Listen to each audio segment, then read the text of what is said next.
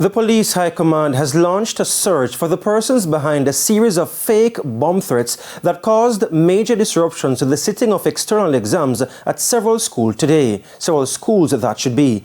Sandy Williams reports the incidents have left school administrators worried.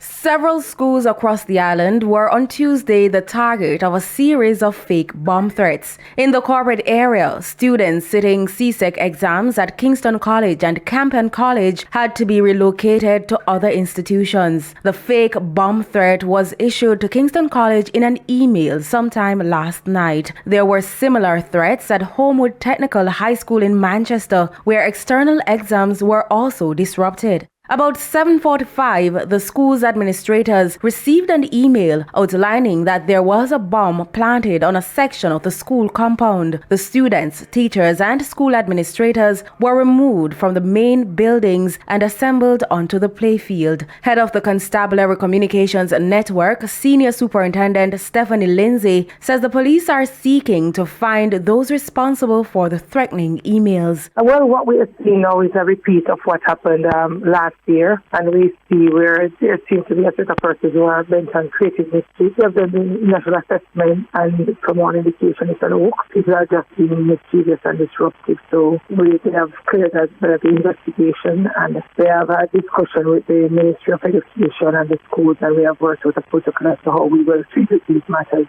going forward. SSP Lindsay adds that the police have been in contact with the schools that received the emails. In the meantime, Principal of Homewood Technical High School, Hidran Makulski, says the situation will be difficult to remedy while maintaining the integrity of the examinations. We'll have to first consult with the students to find out if they were affected and the extent, and if it is that persons are of the view that shutdown affected them, then we will have to pen a letter, of course, to CXC outlining the situation, because it's kind of difficult for them to reset the paper or to continue the paper because they were not held in a sterile area. So we will have to dialogue with CXC and ask that special consideration be extended during the process of marking or take into consideration their SBAs and the outstanding paper. Mr. Makulski says classes will resume and examinations will be held at the institution come Wednesday. Sandy Williams, TVJ News. The governor.